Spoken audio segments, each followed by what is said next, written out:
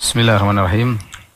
Alhamdulillahi ala ihsani wa syukru lahu ala taufiqihi wa amtinani. Wa asyhadu an la ilaha illallah wahdahu la syarika lahu ta'ziman li sya'ni. Wa asyhadu anna Muhammadan abduhu wa rasuluh da'ila ridwani. Allahumma shalli alaihi wa ala alihi wa ashabihi wa ikhwani. Para pemirsa yang dirahmati oleh Allah Subhanahu wa taala. Ini adalah pertemuan pertama kita yang akan bahas tentang fiqh al-asma al-husna, tentang fikih nama-nama Allah yang terindah. Dan pembahasan ini ya akan saya banyak ambil dari buku karya Syekh Abdul Razak hafizahullah taala, Fiqh al-Asmaul Husna, dan juga tentunya ditambah dari buku-buku yang lain. Sebagian kita nukilkan dan sebagian kita tinggalkan sesuai dengan kebutuhan yang ingin kita sampaikan kepada ikhwan dan akhwat para pemirsa yang dirahmati oleh Allah Subhanahu wa taala. Sebelum kita membahas tentang Al-Asmaul Husna, itu nama-nama Al-Asmaul Husna, ada beberapa penjelasan yang perlu kita bahas tentang urgensinya belajar fikih dari nama-nama Allah yang terindah, ya.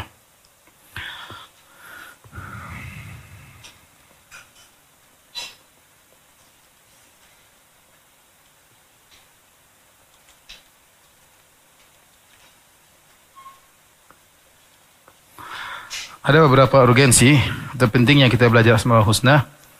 Di antaranya ini adalah ilmu yang termulia. Ada kaidah menyatakan ya, syaraful ilm bi syarafi ma'lumihi.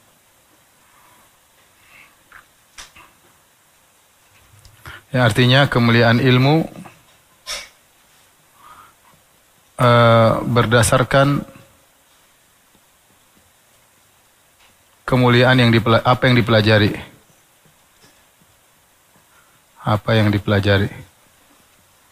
Tentu tidak diragukan bahwasanya yang kita pelajari di sini adalah tentang Allah Subhanahu wa taala, ya. Yang kita pelajari di sini adalah tentang Allah.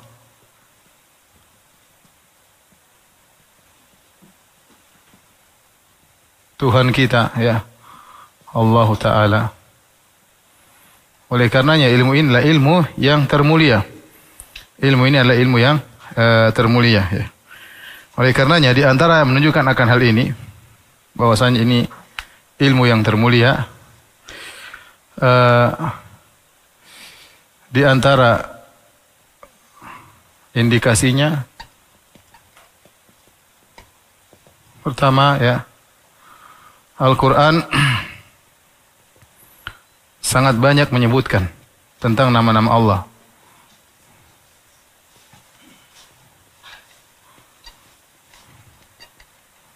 Tentang nama-nama Allah dan sifat-sifatnya.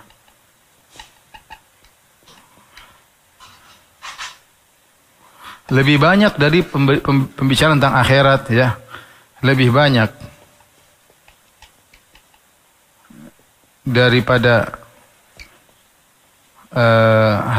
hari kiamat, penyebutan hari kiamat, kenikmatan surga, kemudian hukum-hukum dan yang lain-lain, ya. Dan lain-lainnya. Hampir setiap lembar Quran ada penyebutan nama Allah. Dan berulang-ulang. Ya, ada penyebutan nama Allah. Ini menunjukkan urgensinya, ya, belajar tentang Asmaul Husna, Al-Asmaul Husna, ya. Di antara indikasinya Al-Quran sangat banyak menyebut nama-nama Allah Subhanahu wa taala. Kemudian di antaranya ayat teragung di Al-Quran adalah ayat kursi. Ayatul kursi, ya, sebagaimana dalam hadis Ubay bin Ka'ab, ya, di mana Nabi SAW mengatakan, maukah ujarkan kepada engkau a'zamu ayatin fi kitabillah, ayat teragung dalam Al-Quran. Akhirnya Nabi ajarkan, yaitu ayatul kursi. apa namanya? Allahu la ilaha illa huwal hayyul qayyum la ta'khudhu sinatu wa la naum. Yang kalau kita periksa ayat kursi murni isinya ya tentang nama-nama dan sifat-sifat Allah.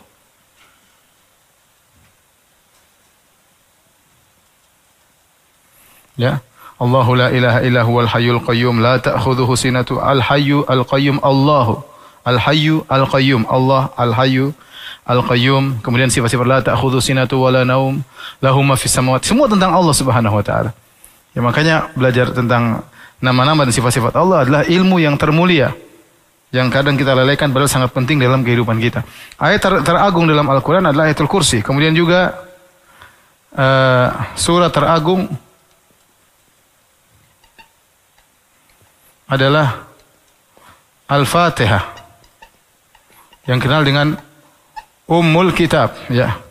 Ummul Kitab, Ummul Quran adalah Al-Fatihah, ya. Al-Fatihah kita dapati dibuka dengan nama-nama Allah Subhanahu wa taala. Dibuka dengan nama-nama Allah. Ya. Dibuka dengan nama-nama Allah sebagai pengantar untuk memohon kepada Allah Subhanahu wa taala. Makanya kita coba ingat Al-Fatihah. Bismillahirrahmanirrahim. Dengan nama Allah yang Maha Pengasih lagi Maha Penyayang. Sudah ada Allah, ada Rahman, ada Ar-Rahim. Kemudian Alhamdulillahi Rabbil Alamin. Segala puji bagi Allah, Rabb, nama Allah juga Rabbil Alamin. Kemudian Ar-Rahman, Ar-Rahim. Semua nama-nama Allah. Kemudian Malik, penguasa, Maliki Yaumiddin, nama Allah juga, ya.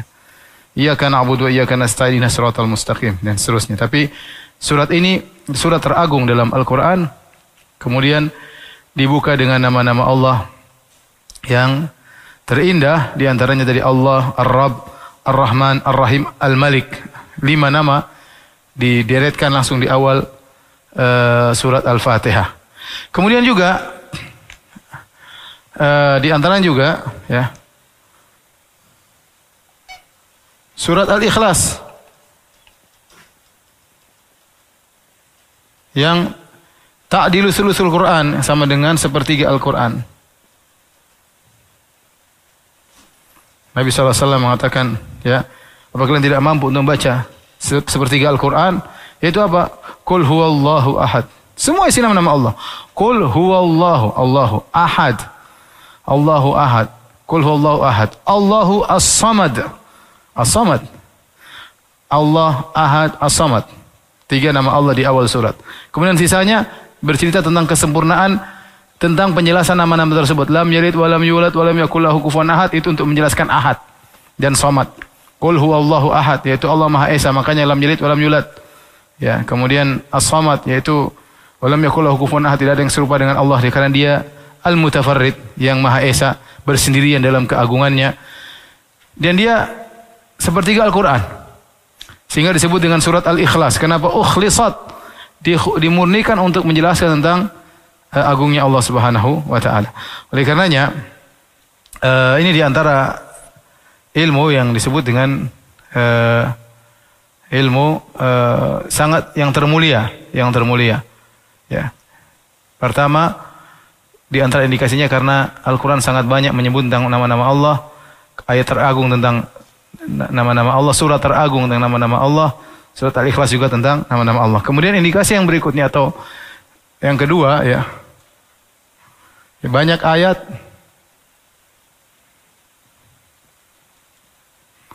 memerintahkan kita untuk mempelajari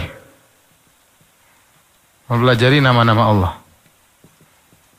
Ya, banyak sekali, ya, banyak sekali.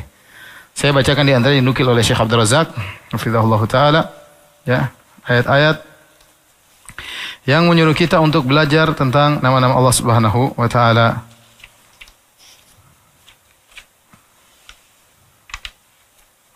Seperti firman Allah Subhanahu wa taala, fa'lamu, ketahuilah. Maka ketahuilah, annallaha azizun hakim, dalam surat Al-Baqarah 209. Fa'lamu, maka ilmuilah, Allah suruh pelajari. Annallaha azizun hakim, sungguhnya Allah Maha perkasa, Maha bijak. Kemudian juga dalam ayat yang lain, wa'lamu, Anallaha bikulli syai'in alim. Gampang, tinggal kalau kita mau pakai Quran tadabbur kita bisa tulis i'lamu ya. Di searching akan keluar semua ya berkaitan dengan hal-hal ini, di antaranya wa'lamu annallaha bikulli syai'in alim. Ketahuilah bahwasanya Allah Maha mengilmui segala sesuatu. Surat Al-Baqarah 231.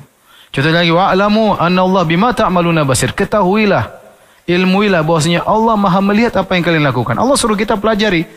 Allah Maha ini, Allah Maha ini, Allah suruh kita pelajari. Surat Al-Baqarah 233. Wa'lamu annallaha ghafurun halim. Ketahuilah bahwasanya Allah Maha pengampun dan Maha bijak. Al-Baqarah 235. Wa'lamu annallaha samiun alim. Ketahuilah Allah Subhanahu wa taala Maha mendengar, Maha mengetahui. Allah suruh ketahui, wa'lamu, pelajarilah, i'lamu, yaitu ketahuilah. Sungguhnya Allah itu Maha mendengar lagi Maha mengetahui. Al-Baqarah 244. Kemudian wa'lamu annallaha ghaniyyun hamid. Ketahuilah, ilmuilah bahwasanya Allah itu Maha kaya, Maha terpuji. Al-Baqarah 267. Kemudian juga firman Allah, i'lamu annallaha syadidul iqab. Ketahuilah bahwasanya Allah itu syadidul iqab, hukumannya keras. Wa annallaha ghafurur rahim, dan Allah itu Maha pengampun lagi Maha penyayang. Surat Al-Maidah 98. Contoh lagi, fa'lamu annallaha maulakum. Ketahuilah bahwasanya Allah penolong kalian. Al-Maula, ni'mal maula wa ni'man nasir. Kita harus mengetahui apa makna al-maula. Surat Al-Anfal ayat 40. Contoh lagi, wa'lamu annallaha ma'al muttaqin. Ketahuilah bahwasanya Allah bersama orang yang bertakwa. Al-Baqarah 194. Contoh lagi, wa'lamu annallaha ya'lamu ma fi anfusikum fahdharu. Ketahuilah bahwasanya Allah mengetahui apa yang ada dalam hati kalian, dalam diri kalian, maka waspadalah. Kita disuruh belajar, wa'lamu, i'lamu, fa'lamu dalam Al-Quran. Fa'lam annahu la ilaha illallah. Maka ketahuilah bahwasanya Allah itu tidak ada yang berhak disembah kecuali Allah Subhanahu wa taala. Contoh lagi dalam ayat yang lain kata Allah, Nabbi ibadi dalam surat Al-Hijr, Nabbi ibadi anni anal ghafurur rahim wa anna adzabi huwal adzabul alim. Kabarkanlah kepada hamba-hambaku, Nabi ibadi, kasih tahu hamba-hambaku, anni anal ghafurur rahim. Aku ini Maha Pengampun lagi Maha Penyayang. Wa anna adzabi huwal adzabul alim, dan azabku azab yang pedih. Contoh lagi dalam surat surat At-Talaq ayat 12.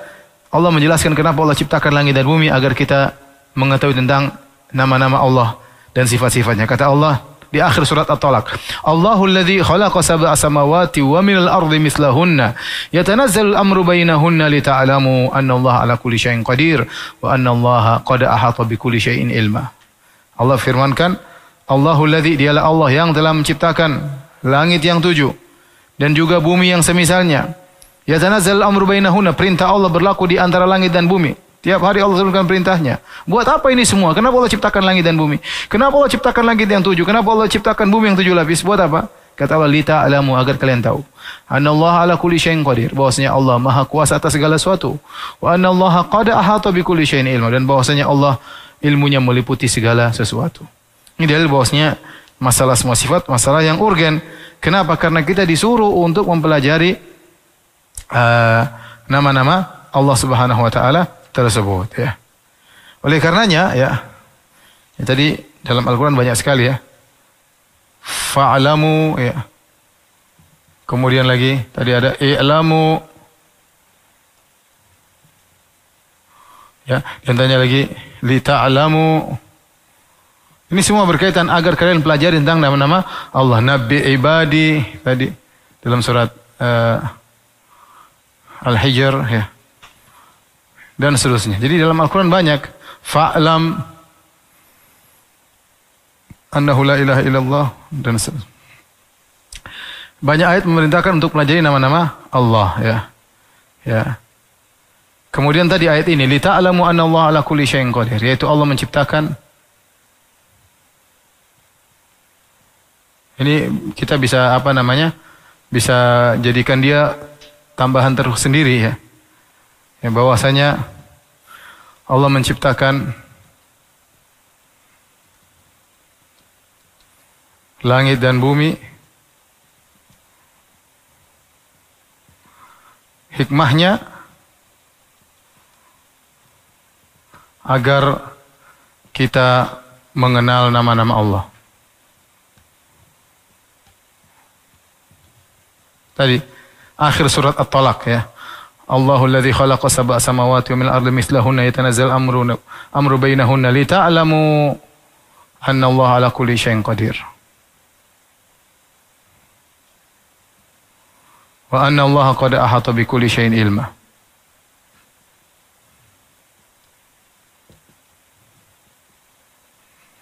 Kata Allah Subhanahu wa taala, Allah ciptakan langit dan bumi 7 lapis. Bumi juga 7 lapis, ya. Allah turunkan perintah di antara keduanya untuk apa? Agar kalian tahu bahwasanya Allah Maha Kuasa atas segala sesuatu. Allah Al-Qadir. Wa anna Allah bi kulli syai'in alim, dan Allah Al-Alim yang Maha mengetahui segala sesuatu. Ini di antara hal yang menunjukkan urgensinya belajar asma wa sifat. Kemudian di antaranya Nabi sallallahu alaihi wasallam juga berusaha menjelaskan dengan pendekatan agar kita tahu apa makna daripada nama-nama tersebut, agar kita paham. Dan ini banyak dalam hadis-hadis, ya. Contoh hadis Nabi SAW mengatakan Allahu arhamu bi ibadihi. Artinya, jadi kata Nabi SAW, ini hadis ma'ruf dalam Sahih Muslim. Jadi ketika Nabi SAW sedang melihat ada seorang wanita mencari-cari anaknya, kemudian dia mencari-cari anak, kehilangan anaknya dalam peperangan. Akhirnya dia dapati anaknya, kemudian dia pun menyusui anaknya dengan penuh kasih sayang. Ya, itu adalah bentuk kasih sayang terbesar yang ada di atas muka bumi, yaitu kasih sayang seorang ibu terhadap anaknya. Lebih daripada kasih sayang ayah terhadap anaknya, kasih sayang anak terhadap orang tuanya, kasih sayang kakak terhadap adiknya, adik terhadap kakaknya, ya, kasih sayang suami terhadap istrinya, istri terhadap suaminya. Kasih sayang terbesar di alam semesta ini kasih sayang ibu terhadap anak. Terlebih lagi seorang ibu yang baru kehilangan anaknya, yang menangis-nangis mencari anaknya. Begitu dia dapat anaknya, dia dekap dengan kasih sayang yang tergambarkan di alam semesta ini yang paling besar. Itulah seorang ibu yang baru kehilangan anaknya, kemudian dia dapat anaknya. Betapa dia bahagia memeluk anaknya. Maka Nabi melihat pemandangan tersebut, Nabi langsung ngomong kepada para sahabat. Kata Rasulullah SAW, Allahu arhamu bi ibadihi min hadhihi bi waladiha. Allah lebih sayang kepada hamba-hambanya daripada ibu ini terhadap anaknya. Buat apa? Agar kita paham apa makna rahim. Apa maknanya ar-Rahmanur Rahim. Nabi kasih gambaran. Allahu arham, Allah lebih sayang kepada hambanya daripada seorang hamba kepada seorang ibu kepada anaknya. Ini untuk menjelaskan makna ar-rahmah, ya. Contoh lagi misalnya, ya, Nabi ingin menjelaskan tentang makna at-tawwab. Nabi menjelaskan makna at-tawwab, yaitu maha penerima taubat. Seperti hadis yang masyhur juga, kata Nabi SAW, Lallahu asyaddu farahan bi taubati abdihi hina yatubu ilaihi min ahadikum kana bi ma'rali rahilatihi bi ardi falatin fanfalatat minhu. Sungguh Allah lebih gembira dengan taubatnya hambanya kepada Allah daripada gembiranya salah seorang dari kalian sedang membawa ontanya di tengah padang pasir, tiba-tiba ontanya kabur. Wa alaiha ta'amu wa syarabu, di mana ontanya tersebut membawa bekal makan dan bekal minumannya. Ya. Kemudian fattaja'a tahta dhilli syajarah, maka dia pun berlindung di bawah naungan sebuah pohon. Qad ayisa min rahilatihi, dia putus asa dari ontanya. Fa bainama huwa kadzalik, tatkala dia sedang putus asa dari ontanya, dia merasa dia bakalan mati, idh huwa biha qa'imah, tiba-tiba ontanya datang lagi. Maka dia pun fa akhadha bi khitamiha, kemudian dia pun memegang tali kekang onta, saking gembiraan dia berkata, Allahumma anta abdi wa ana rabbuk, ya Allah sungguh aku adalah Tuhanmu dan engkau adalah hambaku. Kata Nabi, akhta'a min syiddatil farah, dia salah ngomong karena saking gembiranya. Ini gambaran luar biasa. Kalau tadi kita katakan apa sih rasa kasih sayang paling besar, tadi ibu terhadap anaknya baru kehilangan ketemu lagi. Kalau kita bilang apa sih kegembiraan terbesar, ini contoh kegembiraan terbesar. Ada seorang laki bawa ontanya di tengah padang pasir, dia bawa minuman dan makannya, tiba-tiba ontanya pergi. Minta tolong sama siapa? Ya, nggak ada orang tahu tempat dia di mana. Akhirnya dia putus asa, nggak ada makan, nggak ada minuman, melanjutkan perjalanan nggak mungkin. Ya udah, dia tidur di bawah sebuah pohon menunggu kematian yang datang secara bertahap. Mulai dia haus, mulai dia lapar, mulai kerongkongannya kering, nyawanya mau keluar pelan-pelan. Tiba-tiba dia sudah rasa akan mati. Qad aisa min rahilatihi, dia sudah putus asa dari tunggangannya. Tiba-tiba idh huwa biha qa'imah, tiba-tiba ontanya datang lagi. Masih wa 'alaiha ta'am wa syarab, dan masih lengkap makan dan minumannya. Ini onta ngerjain dia pergi, kabur, balik lagi. Bagaimana gembiranya dia, luar biasa. Saking gembiranya dia pun memegang tali kekang onta itu, takut khawatir kabur lagi, ucul lagi. Kemudian dia berkata, Allahumma anta abdi wa ana rabbuk. Dia mengatakan, ya Allah, aku bersyukur, sungguhnya aku ini Tuhanmu dan engkau hambaku ya Allah. Saking gembiranya dia salah ngomong. Kata Nabi, akhta'a min syiddatil farah. Ini gembira luar biasa. Nabi ingin menggambarkan apa makna tawab. Allah Maha penerima taubat. Allah mengatakan, Nabi berkata, lallahu asyaddu farahan bitaubati ahadikum ya ila rabbih ya. Sungguhnya Allah lebih gembira dengan taubatnya hambanya kepada Allah daripada gembira orang tadi. Daripada gembiranya orang tadi. Sehingga seorang kalau tahu tentang makna tawab, Allah sangat gembira ada yang bertobat. Dia tidak akan ragu-ragu untuk bertobat kepada Allah. Dia tahu Tuhannya adalah zat yang sangat sayang kepada dia, yang sangat menerima taubat, yang sangat ghafur, yang sangat rahim, yang sangat tawab. Kenapa? Nabi jelaskan. Nabi jelaskan. Ya. Nabi jelaskan. Contoh lagi, ketika Nabi menjelaskan, ini tadi menjelaskan rahim ya. Yang pertama tadi Nabi menjelaskan, Nabi SAW menjelaskan rahim, ar-rahim. Contoh Nabi menjelaskan tentang as-sami' al-basir, ya, maha mendengar, maha melihat. Sampai Nabi satu hari Nabi baca, Inna Allah ya'murukum an tu'addul amanati ila ahliha wa idha hakamtum bainan nasi fahkumu an tahkum bil adl. Inna Allah ni'ma ya'idhukum bi inna Allah kana Sami'an basir. Nabi bacakan firman Allah, sungguhnya Allah menyuruh kalian untuk berbuat, menunaikan amanah kepada ahlinya. Wa idza hakamtum bainan nasi an tahkum bil adl. Jika kalian berhukum di antara manusia, maka hukumlah dengan adil. Sungguhnya innallaha ni'ma ya'idzukum bi. Ini sungguh nasihat yang terbaik dari Allah untuk kalian. Kemudian kata Nabi, innallaha kana samian basira. Allah Maha melihat, Allah Maha mendengar. Artinya hati-hati kalian jangan sampai salah berhukum. Amanah harus dikembalikan. Allah Maha melihat, Allah Maha mendengar terjadinya hukum yang terjadi di antara kalian. Saking Nabi ingin menjelaskan, Nabi tunjuk matanya begini. Nabi jarinya di telinganya, satu jarinya di matanya. Nabi mengatakan, innallaha kana samian basira. Sungguhnya Allah itu Maha mendengar, Maha melihat. Bukan Nabi menyamakan mata Allah dengan mata Nabi, tidak. Tapi Nabi sedang menjelaskan pendengaran Allah, penglihatan Allah sungguhnya ada, bukan main-main. Innallaha kana samian basira. Sungguhnya Allah Maha mendengar lagi Maha melihat. Nabi tekankan agar para sahabat ngerti.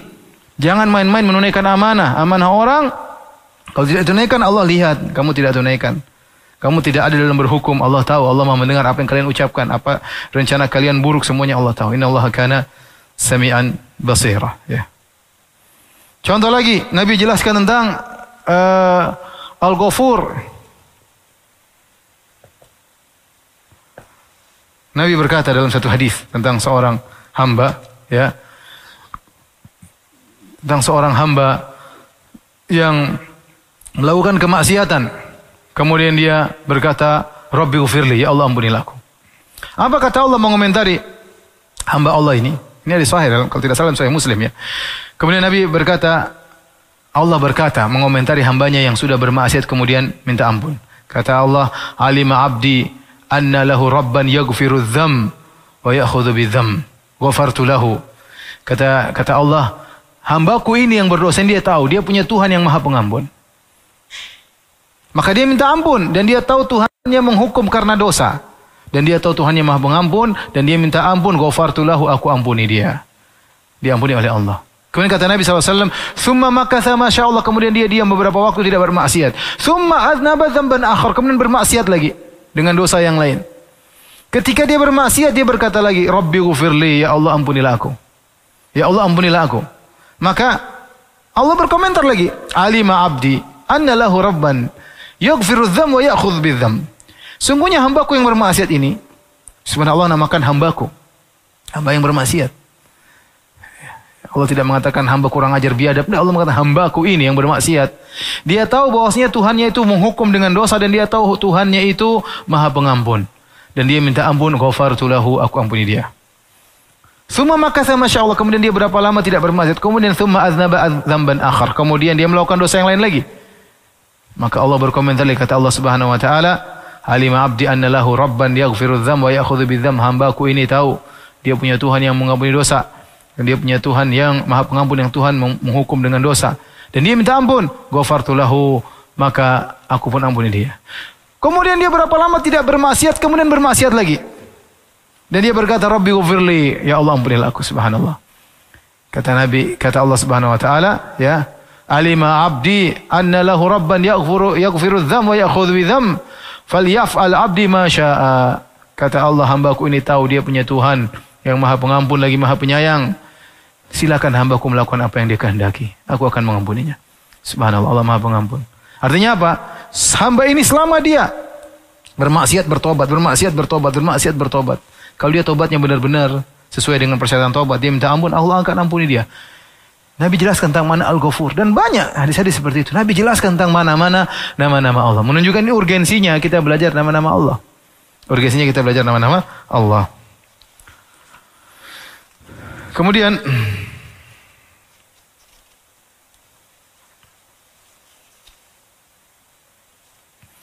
di antara urgensinya belajar nama-nama Allah,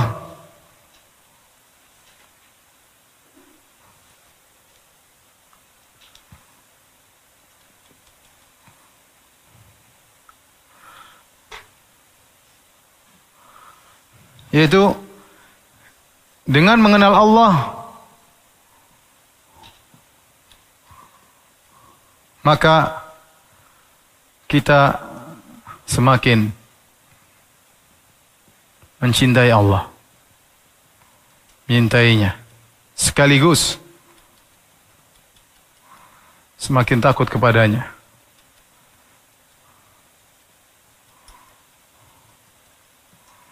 Semakin takut kepadanya, ya. Kemudian, ya, semakin rajin beribadah.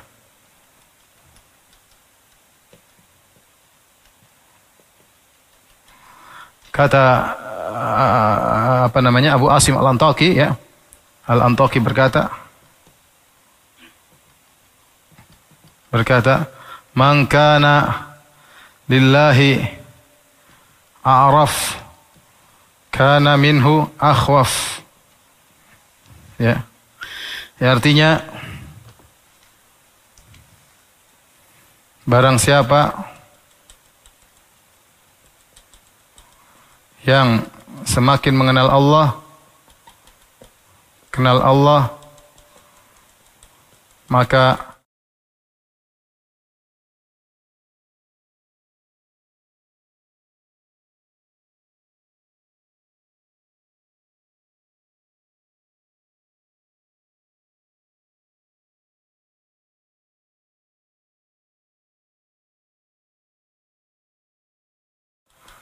dia semakin takut kepada Allah.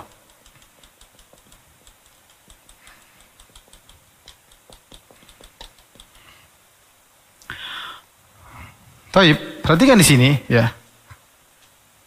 Kita, sebagaimana para ulama menjelaskan bahwasanya ibadah kepada Allah Subhanahu wa taala dibangun di atas al-arkan, al-ibadat al-qalbiyah, yaitu pondasi ibadah hati, yaitu ada al-mahabbah, cinta, kemudian ar-raja, ada al-khauf, ar-raja al-khauf. Nah, kalau kita semakin Allah, maka tiga perkara ini semakin kuat. Semakin kuat. Beda antara orang beribadah kepada Allah dengan cinta kepada Allah dengan hanya sekedar ingin melepaskan beban, beda. Orang kalau cinta sama Allah, dia ingin baca Quran, bukan terpaksa, bukan sekedar kejar pahala, dia dapat pahala, tapi dia rindu ingin baca Quran. Dia ingin rindu menelaah surat-surat yang Allah kirimkan kepada dia melalui Rasulullah sallallahu alaihi wasallam. Dia ingin baca. Masya Allah, dia kenapa ini surat dari Allah Subhanahu wa taala, Allah kirimkan melalui Rasulullah sallallahu alaihi wasallam. Dia ingin kenal. Kenapa? Dia bukan karena dia berharap benar dia berharap pahala, tapi dia karena cinta kepada Allah. Dia ingin menelaah surat-surat tersebut. Dia salat malam, kenapa? Dia rindu ingin bermunajat kepada Allah, ada rasa cinta. Nah, bagaimana dia bisa tumbuhkan cintanya kepada Allah? Pepatah mengatakan, tak kenal maka tak sayang, itu benar. Sangat logis, tak kenal maka tak sayang. Orang yang mengaku cinta kepada Nabi tidak tahu sifat-sifat Nabi, repot. Orang yang mengaku cinta kepada Allah tidak tahu sifat-sifat Allah, gimana dia mau mencintai Allah dengan cinta yang sesungguhnya? Ya. Maka kalau ingin beribadah kepada Allah dengan penuh rasa cinta, dengan semangat, ya, bukan hanya sekedar berharap surga takut neraka, tapi benar cinta, ya, ingin beribadah dengan khusyuk, maka kenalah Allah Subhanahu wa taala. Kenalilah Allah Subhanahu wa taala dengan kebaikannya, dengan keagungannya, dengan segala hal, ya, sifat-sifat Allah yang maha tinggi, maka seorang akan semakin cinta kepada Allah Subhanahu wa taala. Semakin cinta kepada Allah Subhanahu wa taala. Oleh karenanya, kita renungkan saja hadis ini misalnya. Allahu arham bi ibadihi min hadhi bi waladiha. Allah begitu sayang kepada hambanya daripada seorang ibu terhadap anaknya. Kita lihat, kita ini sering terjerumus dalam kemaksiatan tapi Allah tutup maksiat kita. Sering terjerumus dalam kemaksiatan tapi Allah tetap beri rezeki kepada kita. Kita mohon ampun menangis maka Allah ampuni dosa-dosa kita. Terkadang seorang dengan orang tuanya sendiri, mungkin dia bermasalah dengan bapaknya, bermasalah dengan ibunya. Terkadang bapaknya tidak memaafkan dia. Terkadang ibunya tidak memaafkan dia. Adapun Allah Subhanahu wa taala Maha Pengampun. Terkadang kita melakukan kesalahan maka orang tua kita marah sama kita, bahkan ada yang dendam sama sebagian kita ya. Ini terjadi sebagian orang demikian, musuhan sama bapaknya, musuhan sama ibunya. Ya, padahal kesalahannya tidak ada dibandingkan dengan kesalahan dia kepada Allah. Tapi Allah Subhanahu wa taala sayang sama dia. Allah kasih rezeki sama dia. Allah masih kasih nafas sama dia. Allah masih beri kesempatan dia untuk bertemu dengan bulan Ramadan. Bagaimana kemudian seorang tidak cinta kepada Allah Subhanahu wa taala? Ya, kalau orang mengenal Allah dia pasti lebih cinta kepada Allah, ibadahnya lebih semangat. Kemudian karena barang siapa yang kenal Allah, kana minhu akhwaf, maka dia semakin takut kepada Allah Subhanahu wa taala, ya. Dia semakin takut kepada Allah Subhanahu wa taala. Para pemirsa yang dirahmati oleh Allah Subhanahu wa taala, yang mengatakan ini namanya Ahmad bin Asim Al-Antaki, dia seorang Az-Zahabi ketika menyebutkan biografinya disebut dengan Wa'idh Dimashq, yaitu tukang pemberi nasihat, ya. Orangnya saleh dan dia kasih nasihat yang sangat indah. Man kana billahi a'raf kana minhu akhwaf. Barang siapa yang semakin kenal Allah, maka dia semakin takut kepada Allah. Kenapa dia takut bermaksiat kepada Allah Subhanahu wa taala? Kenapa dia tahu Allah Maha melihat, Allah Maha mendengar. Oleh karenanya Syekh Muhammad Al-Amin Syinqiti rahimahullah mengatakan akbaru zajir, perkara yang paling menghalangi seorang dari bermaksiat adalah dia mengetahui Allah Maha mendengar lagi Maha melihat. Dia mengetahui hal tersebut sehingga dia melakukan maksiat apa saja dia takut. Dia menzalimi orang, dia tahu Allah melihat apa yang dia lakukan. Dia ingin mengambil hak orang lain, dia tahu Allah Maha melihat apa yang dia lakukan. Dia ingin ngomongin orang lain, menjatuhkan harga diri orang lain, dia tahu Allah Maha mendengar apa yang dia ucapkan.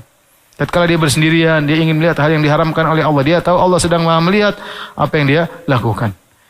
Ya. Cuma orang hilang akan hal tersebut. Kenapa orang berani melakukan kemaksiatan tatkala bersendirian? Karena dia kurang mengenal Allah Subhanahu wa taala. Ya. Antum bayangkan kalau misalnya kita tinggal satu tempat, semua tempat dipasang CCTV, langsung ke kantor polisi. Barang siapa yang langsung di langsung ketahuan, langsung di penjara, langsung diberi hukum. Enggak ada yang berani bermaksiat, semua dimulai di CCTV. Apalagi dipasang chip lagi orang tersebut, kemana-mana dipantau, ya, dipantau, ya. ODP semua, orang dalam pantauan, kemana-mana dipantau. Dia nggak berani apa-apa. Kenapa ada chip di tubuhnya, kamera di mana-mana? Itu kalau dunia. Bagaimana Allah Subhanahu wa taala memantau segala hal, ya. Allah melihat apa yang kita lakukan. Makanya dalam Al-Qur'an banyak. Allah bima ta'maluna basir. Allah basirun bima ta'malun. Bima ta'maluna alim, ya. Dan banyak ayat-ayat seperti itu. Allah Maha melihat apa yang kalian lakukan, Allah mendengar apa yang kalian lakukan, Allah mengetahui apa yang kalian lakukan, ya. Makanya benar firman Allah Subhanahu wa taala, "Innama yakhsyallaha min ibadihi al-ulama." Ya. Sungguhnya yang hanya takut kepada Allah para ulama. Apa kata Ibnu Katsir mengomentari ayat ini, "Innama yakhsyallaha min ibadihi al-ulama." Yang takut kepada Allah hanyalah para ulama, kata beliau, "Li'annahu kullama kanatil ma'rifatu lil 'azimil 'alim al-mawsuf bi sifatil kamalil man'uti bil asma'il husna kullaha kanatil ma'rifah bihi atamma wal ilmu bihi akmal kanatil khasyah lahu a'zama wa akthar." Kata Ibnu Katsir rahimahullah taala, kenapa? Karena jika pengetahuan seorang hamba terhadap al-'azim itu Allah Subhanahu wa taala yang disifati dengan sifat-sifat yang sempurna, yang disifati dengan nama-nama terindah, semakin pengetahuan dia tentang sifat-sifat Allah, nama Allah semakin besar, semakin sempurna, ilmunya tentang Allah semakin tinggi, maka rasa takutnya kepada Allah semakin besar dan semakin agung. Oleh karenanya seorang kenapa berani terjadi kemaksiatan, terjadi kriminal, terjadi hal-hal yang tidak disukai oleh masyarakat, semuanya karena kurang mengenal Tuhannya, Maka ini diantara urgensinya seorang belajar asma al-husna agar dia semakin takut kepada Allah, semakin cinta kepada Allah, semakin berharap kepada Allah, karena dia tahu zat Allah ini maha baik. Makanya seorang sahabat dalam hadis mengatakan, "Ayat haku Rabbuna." Ya Rasulullah, apakah Tuhan kita ketawa? Kata Rasulullah, dia ketawa. "Idzan lan na'dima khairan min rabbin yadhaq." Kata para sahabat, kalau gitu kita tidak akan kehilangan kebaikan dari Tuhan yang masih tertawa.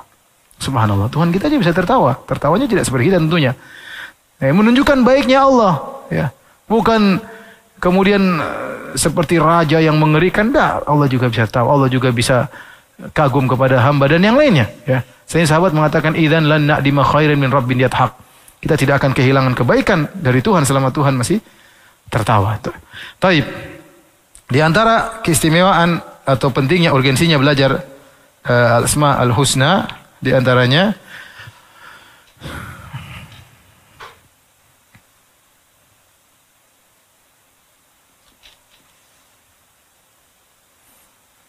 itu Allah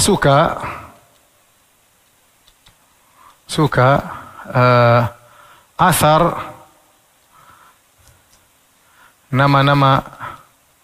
nama-namanya yang indah, Asmaul Husna,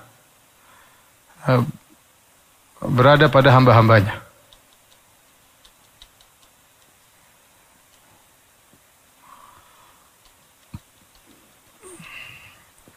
Ini contoh misalnya, ini contoh sederhana yang sudah dihafal oleh kita rata-rata. Misalnya apa? Innallaha jamilun yuhibbu apa?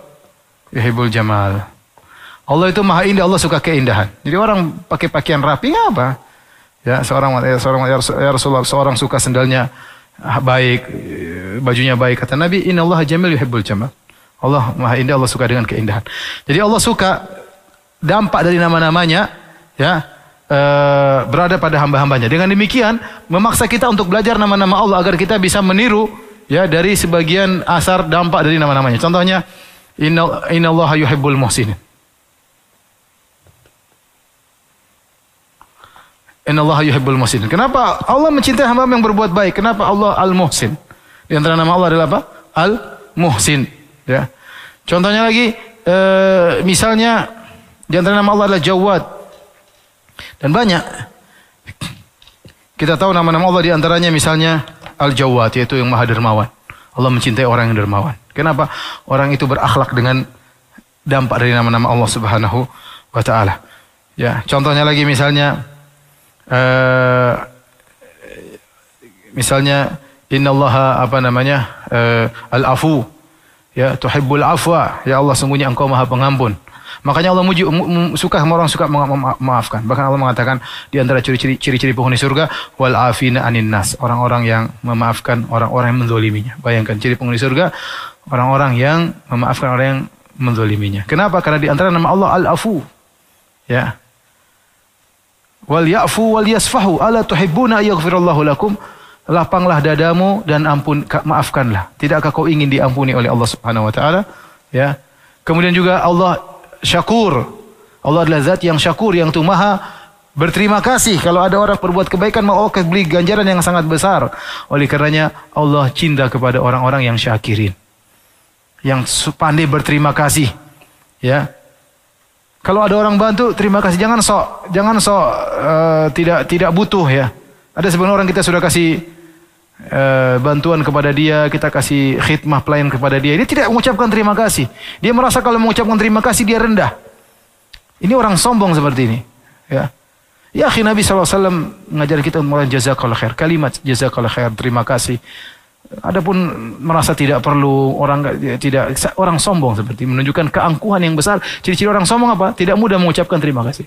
Karena apa? Dia merasa apa yang orang kasih tidak ada nilainya di sisi dia, sehingga dia menganggap remeh. Nabi SAW mengatakan kalau saya diundang makan, hanya makan kikil saya akan datang. Sebagai bentuk penghormatan kepada jamuan seseorang. Ya. Jadi kita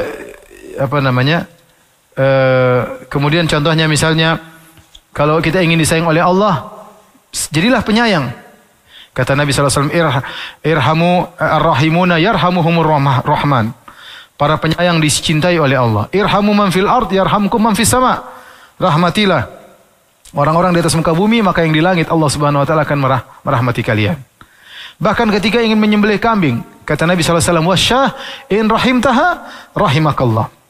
Kalau kau ingin menyembelih kambing dan kau sayang kepada kambing tersebut, maksudnya tidak ganas dalam membunuhnya, dalam menyembelihnya, maka Allah akan menyayangimu.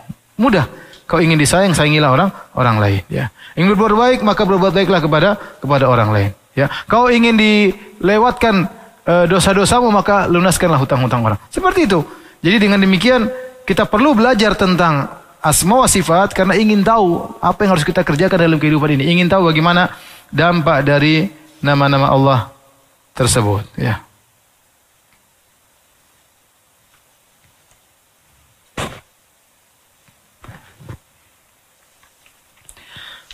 Taib, para pemirsa yang dirahmati oleh Allah Subhanahu Wa Taala, yang paling penting, yang terakhir yang ingin saya sampaikan adalah yang keenam atau yang ketujuh. Ya. Saya tambahkan di sini aja.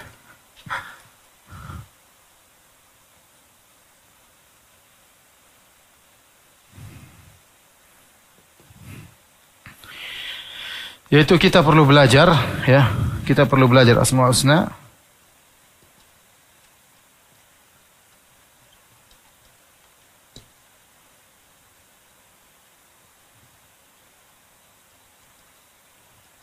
Karena setiap nama itu ada ibadah khusus yang bisa kita kerjakan.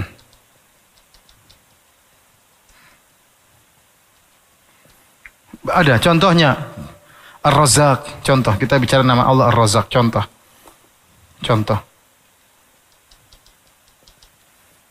Ar-Razzaq, Maha pemberi rezeki, Maha pemberi rezeki.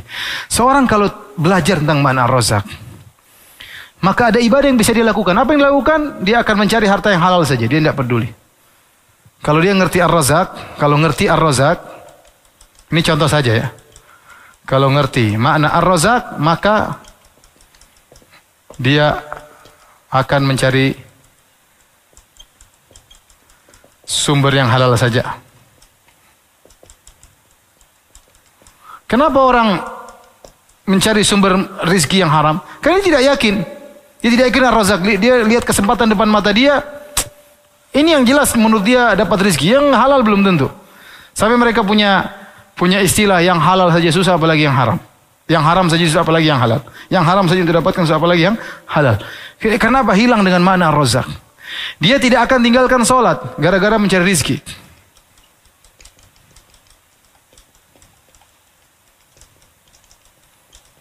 Kenapa? Ada sebanyak orang meninggalkan sholat gara-gara cari rezeki. Kenapa dia tidak yakin dengan Ar-Razzaq? Pengetahuan tentang Ar-Razzaq, Maha pemberi rezeki kurang.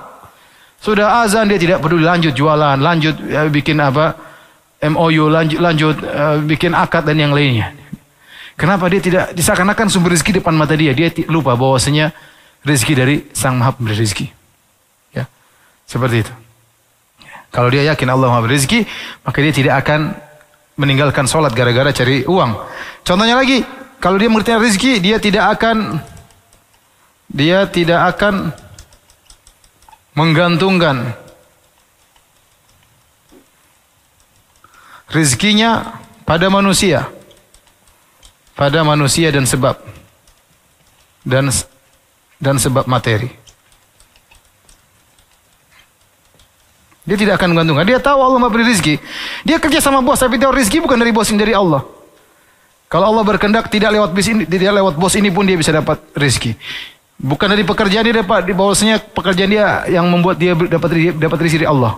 Kalau dia tidak dapat dipecat dari pekerjaan ini, Allah akan kasih rezeki dari jalan yang lain. Tapi dia harus punya keyakinan Ar-Razzaq. Sehingga dia minta kepada Allah, ya Razzaq urzuqni, wahai pemberi rezeki, berilah rezeki kepadaku. Betapa banyak orang yang halal mengalami ketimpangan gara-gara tidak meyakini Ar-Razzaq. Dan setiap nama Allah punya ibadah tersendiri. Bagaimana dengan Asy-Syakur, bagaimana dengan nama Allah At-Tawwab, dengan Ar-Rahim, As-Sami, Al-Basir, masing-masing punya ibadah tersendiri yang dituntut dari seorang hamba yang mau tidak mau dia harus belajar nama-nama Allah sehingga dia mulai beribadah kepada Allah dengan benar. Masing-masing nama ada ibadahnya. Demikian saja para pemirsa yang dirahmati Allah Subhanahu wa taala. Ini pertemuan pertama kita, besok kita akan menyampaikan tentang sebagian kaidah-kaidah dalam asma, tidak banyak, baru kemudian kita langsung masuk dalam makna-makna nama-nama Allah Subhanahu wa taala, dari Allah kemudian yang selanjutnya. Demikian, subhanakallah bihamdik asyhadu an la ilaha illa anta astaghfiruka wa atubu ilaik. Assalamualaikum warahmatullahi wabarakatuh.